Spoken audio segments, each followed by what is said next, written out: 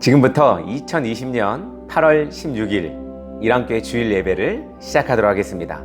우리 다 함께 조용한 기도로 묵상하며 나가겠습니다.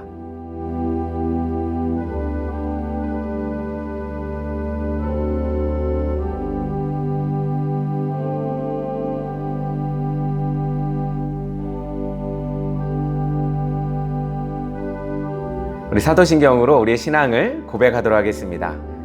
전능하사 천지를 만드신 하나님 아버지를 내가 믿사오며 그 외아들 우리 주 예수 그리스도를 믿사오니 이는 성령으로 잉태하사 동정녀 마리아에게 낳으시고 본디오 빌라도에게 고난을 받으사 십자가에 못 박혀 죽으시고 장사한 지 사흘 만에 죽은 자 가운데서 다시 살아나시며 하늘에 오르사 전능하신 하나님 편에 앉아 계시다가 저리로서 산 자와 죽은 자를 심판하러 오시리라. 성령을 믿사오며 거룩한 공예와 성도가 서로 교통하는 것과 죄를 사하여 주시는 것과 몸이 다시 사는 것과 영원히 사는 것을 믿사옵나이다. 아멘.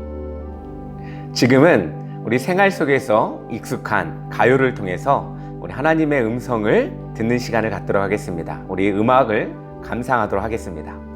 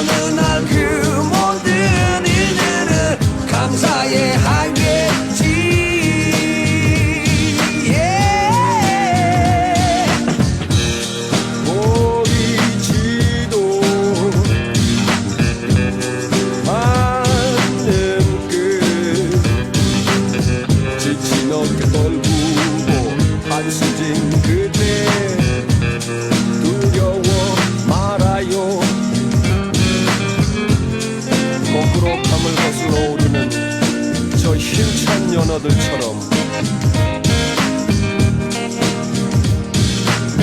걸어가다 보면 걸어가다 보면 걸어가다 보면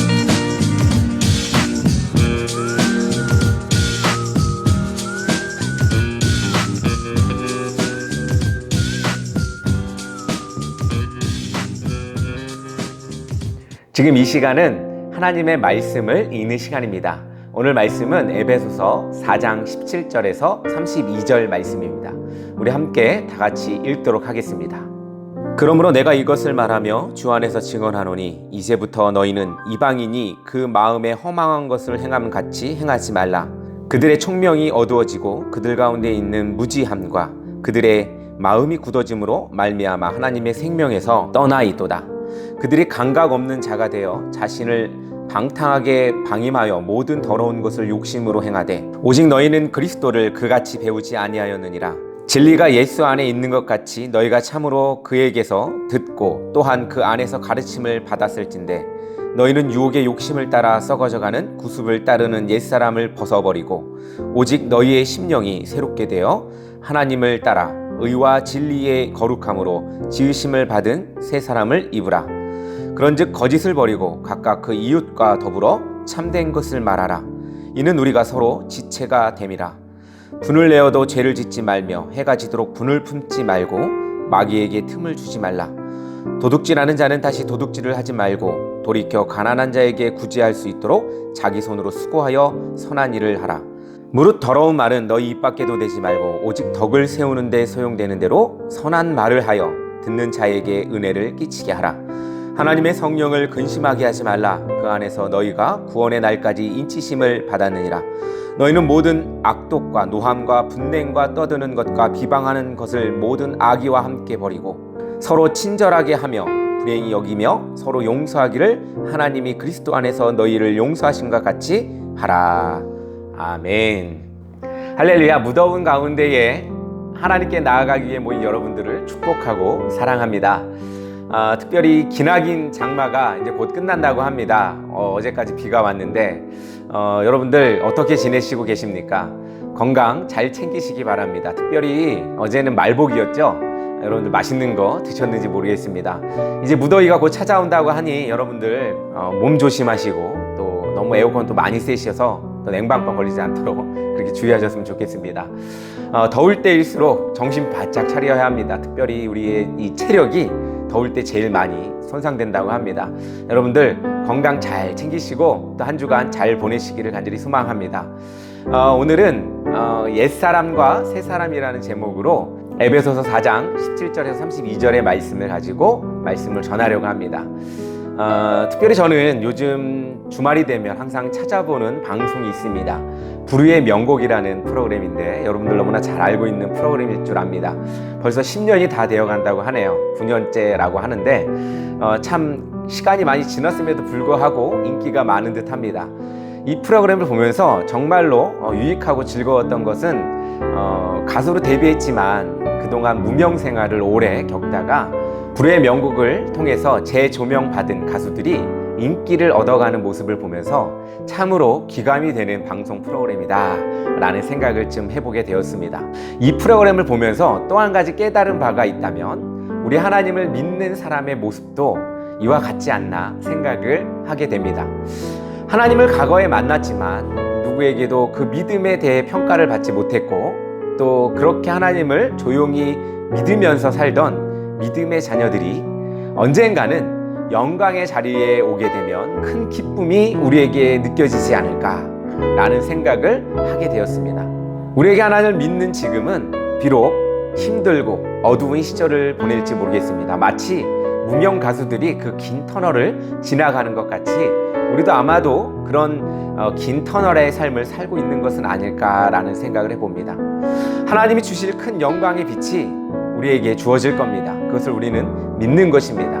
그렇기 때문에 하나님이 주실 그 영광을 누릴 수 있다는 믿음을 가지고 그 어려운 시기들 잘 이겨나가시고 특별히 하나님을 만날 그날에 우리 기쁨으로 하나님께 나아갔으면 좋겠습니다. 오늘 말씀은 아까도 얘기했지만 에베소서 4장의 17절에서 32절의 말씀을 여러분들에게 전하려고 합니다. 오늘 말씀은 옛사람을 버리고 새 사람이 되라는 말씀입니다. 우리가 하나님의 영광을 같이 누리기 위해서는 오늘 말씀에서 전하듯이 옛사람을 버리고 새 사람을 입어야만 합니다. 그래야만이 또한 하나님을 믿는 사람, 즉 성도라는 의미는 바로 새 사람을 입은 사람을 뜻합니다. 성도 여러분, 여러분들은 성도입니다. 그렇다면 성도로서 버려야 할 것과 갖춰야 할 것은 무엇일까요? 제가 앞에서도 말했듯이 바로 옛사람을 버리고 새 사람으로 변해야 합니다. 과거에 무명 시절이었던 혹은 조용히 살았던 혹은 어두웠던 시절의 삶을 버리고 예수님을 만난 이후에 또 하나님을 만난 이후에 새 사람으로 변해야 된다는 것입니다. 옛사람은 어떤 사람을 옛사람이라고 할까요? 오늘 말씀을 보니까 총명이 어두워진 자, 또 마음이 굳어진 자, 더러운 것에 욕심을 부리는 자를 말합니다. 30절에 보면 성령을 근심하게 하는 자가 바로 옛사람이라는 것입니다. 우리가 새 사람의 삶을 입었음에도 불구하고 옛것, 즉 세상의 것에만 만족을 느끼는 것은 바로 옛사람이며 특히 31절에 악독과 노함과 분냉과 떠드는 것과 비방하는 것 등을 행하는 것이 바로 옛사람이라고 말하고 있습니다. 우리가 버려야 할 것을 가지고 산다면 우리는 아마도 아직도 옛사람의 삶을 살고 있는 것이 아닐까 생각해 봅니다. 오늘 이 시간 여러분들 가운데 옛사람의 모습을 버릴 기회를 얻으시기를 바랍니다. 그러기 위해서는 첫 번째로 방탕함을 버려라입니다. 방탕하다는 말은 성경에서 여러 군데 찾아볼 수가 있습니다. 방탕에 우리 주요 인물이 하나 있죠. 바로 탕자의 비유입니다. 탕자의 비유에 보면 탕자의 이름처럼 그는 아버지의 재산을 모두 어떻게 썼지요? 예, 맞습니다. 흥청망청 막 써버리고 다 탕진하고 맙니다. 이것을 우리는 방탕하다라고 규명합니다. 예전에 오렌지족이라는 1980년대의 그 부모님들의 부를 기반으로 서울 강남 일대에서 개인적이고 향락적이며 퇴폐적인 소비 문화를 주도했던 젊은이들이 있었습니다. 그들이 하루에 쓰는 돈이 몇백에서 몇천을 썼다고 합니다. 그 시대 같이 유행했던 그들과 같은 부류들이 있습니다. 한때 유명했던 말이 있죠. 바로 야타라는 말이었습니다. 이 되게 유명했던 말이죠. 그래서 우리 자주 쓰죠. 야, 타, 뭐 이런 말 많이 씁니다. 수입차가 많이 없던 시절에 좋은 차를 가지고 강남에 나이트나 술집, 뭐 앞에서 혹은 길거리 지나가다가 마음에 드는 여자가 있으면 차를 세워놓고 하는 말이었습니다. 어떻게 했다고요? 야, 타, 뭐 이런 말을 했다고 합니다. 야타족이라고 우리 그렇게 부르기도 했습니다. 이렇게 사는 사람들을 우리는 방탕하다라고 말을 합니다. 그런데 오늘 성경에서 말하는 방탕함은 이와 조금 다른 의미를 가지고 있습니다. 그것은 세상의 것을 쫓는 것을 두고 말합니다. 특히 오늘 말씀에서 방탕함은 바로 하나님의 뜻을 저버리는 것을 말합니다. 18절에 총명이 어두운 자를 말하고 있습니다. 우리 성도들은 하나님이 주시는 삶의 방법들을 가지고 살아가야 합니다. 이 삶을 우리는 성결한 삶이라고 하기도 하고 또한 선한 삶이라고도 합니다. 우리는 이렇게 사는 것이 어떻게 사는 것임을 알고 있습니다. 이 아는 것을 우리는 총명함이라고 이야기합니다. 하나님께서 원하시는 삶을 저버렸을 때 우리에게 주어지는 것이 바로 생명을 떠난 삶, 즉 사단의 삶인 죽음의 삶을 살게 되는 것입니다. 우리가 세상을 살아가면서 우리는 하나님이 원하시는 삶이 무엇인지 알지만 사단은 우리의 부족함을 이용해 매일같이 하나님과 함께하는 것을 못하게 합니다. 그래서 이웃과 싸우게 하고 같은 성도들 가운데에 분쟁이 일어나기도 합니다. 그것은 사단이 좋아하는 일이기 때문에 사단은 더욱이 힘을 내어 우리를 매일매일 공격합니다. 그런데 우리가 이 사단의 공격을 매일같이 피할 수는 없습니다. 그래서 무너지기도 하고 화를 내기도 하고 남을 욕하기도 하고 악한 마음을 또 갖게 되기도 합니다. 제가 사회복지를 공부하면서 사회복지란 뭐다 뭐 이런 정의들이 많이 있었습니다. 특별히 뭐 거시적인 부분들 혹은 뭐 미시적인 부분들에 대해서 정의를 내린 적이 있는데 미시적 접근에서의 어떤 정의는 이렇습니다. 약자들, 도움이 필요한 사람들을 대상으로 하는 복지를 이야기합니다. 특히 그들이 세상 속에서, 사회 속에서 방임되는 것을 막는 것, 이것이 사회복지의 필요성이 아닐까라는 생각을 했습니다. 이처럼 요즘 시대는 방임에 대해 큰 문제점을 두고 여러 가지 측면으로 접근해 가고 있습니다. 제가 예전에 아동센터를 한번 센터장으로 있었던 적이 있습니다. 거기에 있던 아이들의 70% 이상은 사회적 약자들이었습니다. 방치와 방임을 막기 위해서 그들을 케어하는 그런 복지센터였지만, 이처럼 세상의 관심은 바로 이 방임되지 않게, 또한 외롭지 않게 살아가는 것, 이것이 바로 세상의 관점이 아닐까, 이런 생각을 해봅니다. 세상에서의 방임뿐 아니라 우리 성도들, 즉 하나님을 믿는 자들에게도 사단의 세력으로부터 방임을 한다면 그 또한 큰 문제가 아닐 수가 없습니다. 오늘 말씀에 보니까 이런 말씀이 있습니다. 19절에 방탕에 방임하여 모든 더러운 것을 욕심으로 행하되, 우리는 사단에 항상 노출되어 있기 때문에 매일같이 무너집니다. 그 무너짐이 바로 방탕함입니다. 앞에서 말했듯이 방탕함은 바로 하나님의 뜻을 거스르는 것을 말합니다.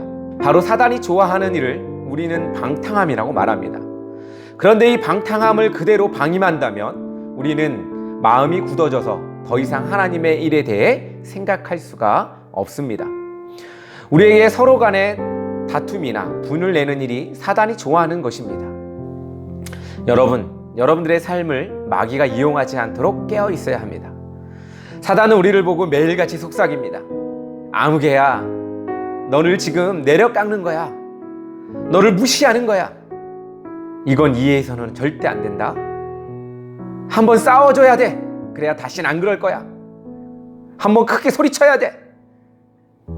이렇게 사단은 우리에게 매일같이 여러분들 귓가에 속삭이고 있지 않습니까? 여러분, 하나님께서는 우리에게 늘 겸손하라고 말씀하십니다. 그런데 우리가 갖는 이 마음, 즉 교만하고 이기적인 이 마음, 하나님의 뜻이 아님을 우리는 알아야 합니다. 세상의 것은 모두가 다 썩어져 없어지는 것입니다. 이것들을 쫓는 사람들이 바로 옛사람의 삶을 살고 있는 것입니다. 그렇다면 우리가 새 사람을 살기 위해 우리는 어떻게 해야 할까요? 두 번째, 지음받은 자의 모습으로 사는 것이 바로 새 사람입니다. 우리나라에 중앙국립박물관이 있습니다. 과거에 많은 물물들이 거기에 있죠. 어떤 유물은 그 모양이 온전한 것이 있는가 하면, 어떤 유물은 기퉁이만 조금 남아있는 볼품없는 유물들도 있습니다. 여러분 다들 보셔서 아실 겁니다. 혹여나 아직 중앙박물관을 못 가신 분들이 있다면 날 잡아서 한번 가보시기를 바랍니다. 선조들의 유물들이 참 감상하기 좋습니다. 이런 유물이 처음 발견되었을 때 지금 전시되어 있는 것보다 더 볼품 없었을 것입니다. 그런데 많은 학자들이 연구를 했고, 또 연구 끝에 잘 복원하여서 그 원래 모양대로 잘 전시해 놓은 것이 바로 요즘 우리가 볼 수 있는 박물관의 유물들입니다. 우리는 그 유물을 보면서 참 아름답다, 좋다고 표현합니다. 그러나 이러한 유물들은 아무리 좋게 다듬고 잘 다시 복원하였을지라도 그 유물은 결코 새 것이 될 수가 없고, 원래의 모습을 완벽하게 재현했을지라도 그것은 옛날의 과거의 물건일 것입니다. 이처럼 세상의 것은 언젠가는 없어지고 사라지게 되어 있습니다. 또 오래되어서 볼품이 없게 되기도 합니다.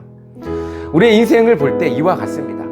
세상을 의지하고 썩어질 것에 기대고 산다면 언젠가는 세상에 썩어지고 사라질 것처럼 우리 또한 그렇게 될 수밖에 없다는 것입니다. 하나님은 우리를 하나님의 의로, 또 하나님의 진리 가운데 우리를 다른 피조물과는 조금 다르게 거룩하게 지었습니다. 우리가 하나님의 지으신 원래의 목적에 맞게 우리는 살아야 합니다. 하나님께서는 사람을 만드실 때 하나님의 형상대로 우리를 만드셨습니다. 그리고는 다 만드신 후에는 보시기에 심히 좋았다라고 말씀하셨습니다. 하나님은 만드신 모든 것을 보시며 심히 좋았다라고 말씀하셨습니다. 그 중에 아마도 자기 형상대로 우리의 모양을 만드셨을 때 하나님은 우리를 보고서 너희는 최고의 걸작품이야 라고 하신 것입니다. 우리 이처럼 하나님이 만든 최고의 걸작으로 만들어졌습니다. 비록 아담의 죄로 인해 우리는 하나님 앞에 죄악된 인간이 되었지만 하나님께서는 우리를 만드신 이유를 잃어버리지 않고 우리를 다시금 하나님께 걸작이 되게 우리를 위해서 예수님을 보내주셨습니다. 우리는 이처럼 다시금 하나님의 선한 영상을 따라 새 사람이 입어야 합니다. 하나님의 원래의 목적, 즉 하나님을 위해 우리는 살아야 합니다. 즉 우리는 이미 새 사람이 되었다는 것입니다. 그렇다면 우리는 새 사람답게 살아야 한다는 것입니다. 그렇다면 새 사람으로 살기 위해서 우리는 어떻게 살아야 할까요? 오늘 성경은 이렇게 말하고 있습니다. 거짓을 버리고 이웃과 함께 더불어 참된 것을 말하라. 우리에게 참된 것이 무엇입니까? 그것은 실제적으로 거짓을 말하지 말라는 것입니다. 우리가 남을 속이는 것만이 거짓이 아닙니다. 우리는 흔히 남을 속이는 것을 거짓이라고 말합니다. 그러나 사단이 좋아하는 것을 말하는 것, 그것이 바로 거짓입니다. 사단은 화목을 깨기 위해 서로를 험담하게 합니다. 교회 안에서 또는 가정 안에서 화목을 깨는 말을 하지 마십시오. 특히 우리가 살면서 이 일은 하나님이 좋아하실 거야 라고 생각하고 내 마음대로 내 생각대로 단정하고 행하는 것이 바로 거짓입니다. 아담에게 사단이 속삭였듯이 하와에게 사단이 속삭였듯이 이것은 하나님이 원하는 거야 라고 속삭이는 그 말, 그것이 바로 하나님의 말이 아닌 사단이 말하는 하나님의 말처럼 가장한 거짓임을 우리는 알아야 합니다. 그러므로 우리가 교회의 일이나 여러 가지 일 가운데 하나님의 방법, 하나님의 생각을 함부로 결정짓고 자기 생각이 오로지 하나님의 생각인 것 마냥 생각하지 마시기 바랍니다. 우리의 영적인 지도자에게 혹은 선배에게 물어보면서 우리의 생각이 하나님의 생각과 같이 할 수 있는지를 멘토링 하시기 바랍니다. 다음은 도둑질하지 말라는 것입니다. 일단 우리는 흔히 남의 물건을 훔치는 것만이 도둑질이라고 생각할 때가 있습니다. 그러나 그뿐만이 아닙니다. 어떤 사람이 복권에 당첨되었습니다. 좋겠지요. 저도 당첨됐으면 좋겠습니다. 사보진 않았지만. 그래서 당첨금을 찾아서 집의 한쪽 구석에다가 잘 숨겨두고 필요할 때마다 쓰고 아무도 모르게 그렇게 살았습니다. 시간이 지나고 자기가 가지고 있는 것에 대해 경계심이 풀리고 그렇게 살고 있었습니다. 그런데 어떤 도둑이 그 사실을 알고 그 집에 아무도 없는 틈을 타서 복권에 당첨된 돈을 다 훔쳐갔습니다. 집에 돌아와서 집에 모든 물건이 다 뒤져져 있는 광경을 본 사람은 기가 막힐 지경이었습니다. 결국 기가 막혀서 죽었다고 합니다. 우리는 하나님께 큰 은혜로 새 사람을 입은 사람입니다. 우리가 가지고 있는 그것을 숨겨놓고 그렇게 방관하며 산다면 언젠가는 사단이 우리의 귀한 생명을 빼앗아 갈 수 있습니다. 우리에게 생명의 복음을 선물로 받았다면 그것을 이제는 하나님의 은혜에 굶주린 그 가난한 자들에게 풀어주시기를 간절히 바랍니다. 만약 그것을 여러분들이 잘 숨겨놓고 산다면 이 또한 하나님이 주신 은혜를 도둑질한 것과 같습니다. 우리에게 선한 일은 바로 하나님을 전하는 일임을 잊지 마시기를 바랍니다. 그리고 그 전함에 있어서 우리의 삶의 모습이 아주 중요한 전달의 도구가 될 것입니다. 마지막으로 분을 내어도 해가 지도록 분을 품지 말라는 것입니다. 분을 낸다는 것은 바로 화를 낸다는 것입니다. 오늘 말씀 마지막 절에 보면 서로 친절하고 불쌍히 여겨라 라고 말하고 있습니다. 그리고 용서하기를 하나님이 예수님을 보내주셔서 우리를 용서한 것처럼 하라고 합니다. 이것을 한마디로 하자면 바로 긍휼히 여기라는 것입니다. 긍휼한 마음으로 세상을 바라보라는 것입니다. 세상은 하나님을 모르기 때문에 너무나도 불쌍합니다. 다 죽음 앞에 놓여있기 때문에 그렇습니다. 만약 우리가 그들과 싸우고 화를 낸다면 이는 우리 또한 그들과 다른 삶을 살고 있는 것이 아님을 잊지 마시기 바랍니다. 분냄은 죄입니다. 그러나 이 분냄에 있어 방치한다면 이것은 분을 내는 것보다 더 큰 죄가 됩니다. 믿지 않는 사람들과 같이 그런 마음을 품지 마시기를 간절히 바랍니다. 또한 그들을 불쌍히 여겨서 하나님이 죽을 수밖에 없었던 우리를 바라보시며 우리에게 예수 그리스도를 주신 것처럼 그들에게도 우리가 바라봐야 할 것입니다.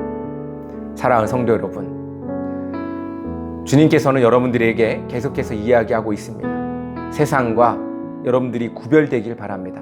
또한 하나님께서 말씀하시는 것을 분별하기를 원하십니다.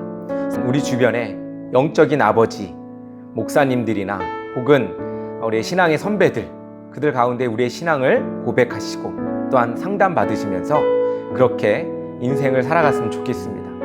요즘에 너무나 혼자 생각하고 혼자 결정하는 일들이 너무나 많이 있는 것 같습니다. 나의 신앙도 내가 스스로 판단하고 이것이 옳지라고 스스로 결정하는 것을 말합니다. 우리가 서로 이야기를 듣고 나누는 그런 우리 성도들이 되었으면 좋겠고, 그것이 또 다 정답은 아니지만 분별할 수 있는 지혜를 또한 명철을 갖게 해달라고 우리 하나님께 매일 간구하며 나가야 할 것입니다. 제일 중요한 우리의 명답은 바로 성경이 아닐까라는 생각을 해봅니다. 사단의 속삭임에 노란하지 마시고 하나님의 음성에 귀 기울이시라서 순종하는 여러분 되기를 간절히 소망합니다. 다 같이 기도하겠습니다. 사랑의 하나님 아버지, 감사합니다. 하나님을 본받는 생활, 그것은 참으로 어렵고 힘든 생활입니다. 아버지 하나님, 우리의 삶을 통해서 하나님의 모습이 드러나길 원합니다. 예수님 닮는 모습, 또한 예수님의 모습이 우리의 삶을 통하여 나타날 수 있도록 아버지 하나님, 우리를 변화시켜 주시옵소서. 특별히 아버지 하나님, 세상의 빛으로, 세상의 인도자로 우리가 살아갈 수 있도록 인도하여 주시고, 아버지 하나님께서 우리를 지키사 날마다 새롭게 주님 앞에 나아갈 수 있도록 인도하여 주시옵소서. 오직 너희 심령이 새롭게 되었다, 주님 말씀하셨습니다. 주님 만나는 그 순간 우리는 새롭게 되었음을 우리 고백합니다. 새롭게 된 우리가 세상과 어울려 방탕하고 또한 게으르며 거짓되며 악한 그런 종으로 살지 않도록 아버지 하나님 우리를 붙들어 주시고, 사단이 우리 가운데에 침범하지 않도록 우리를 지켜 주시옵소서. 예수님의 이름으로 기도드립니다. 아멘. 지금은 광고 시간입니다. 비가 한참 오더니 이제는 비가 좀 주춤하는 것 같습니다. 무더운 여름 여러분들 건강하게 잘 지키시고, 특별히 저희 일안교회는 여러분들을 위해서 항상 같이 기도하고 있습니다. 여러분들 힘내시고 용기 내시기를 간절히 소망합니다. 또 여러분들의 사업장과 직장, 또한 여러분들의 삶의 터전이 하나님의 은혜가 흘러가는 그런 공간이 되길 원합니다. 여러분들의 삶을 통해서 세상에 복음이 흘러갈 수 있도록 여러분들을 그렇게 사용하시기를 간절히 소망합니다. 저희 일안교회는 특별히 지역사회와 또한 찾아가는 예배로 헌신하며 봉사하고 있습니다. 이를 위해서 계속해서 기도해 주시고, 특별히 건강하지 못한 여러분들이 있을 줄 압니다. 건강 지켜달라고 그렇게 기도해 주셨으면 좋겠습니다. 제가 요즘 좀 허리가 아파요. 여러분들 저를 위해서도 기도를 좀 부탁드립니다. 허리 빨리 나을 수 있게 기도해 주시고, 특별히 일안교회를 통해서 세상에 큰 역할을 감당할 수 있도록 여러분들 함께 손을 모아주시기를 바랍니다. 무더위 시작된다고 하니 여러분들 많이 걱정됩니다. 여러분들 건강하시고, 특히 또 코로나가 너무나 활성화되어 가고 있는 것 같아요. 교회들 많이 욕먹고 있고, 또 교회가 또 이래서 또 손가락질 많이 당하고 있는데, 이럴수록 우리 더 단합된 마음으로 하나로 기도하며 나갔으면 좋겠습니다. 저희 교회는 2주간 다시 온라인 예배로 돌입했습니다. 온라인으로 예배 드리시고 또 은혜 받으신 여러분 되기를 간절히 소망합니다. 찬양으로 오늘 예배를 마치도록 하겠습니다. 우리 다음 주에 만나도록 하겠습니다. 감사합니다.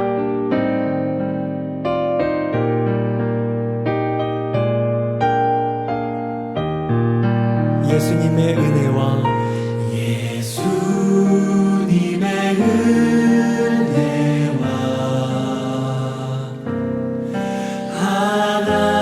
하나님의 사랑과 성령님의 사귐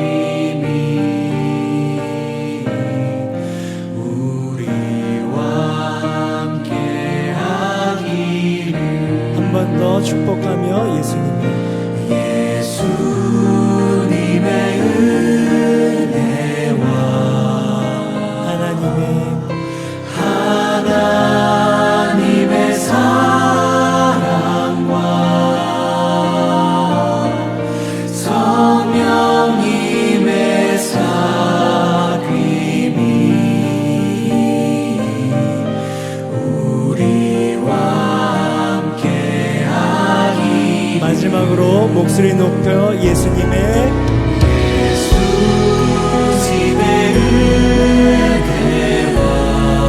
하나님의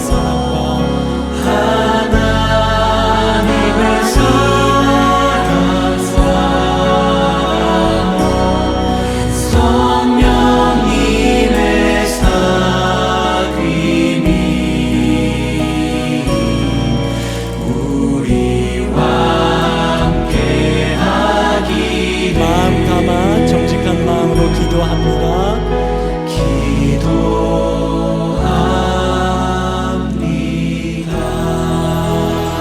우리 서로를 향해서 격려하시고 박수하시고 또 우리를 이끌어주실 주님께 감사의 박수 올려드리면서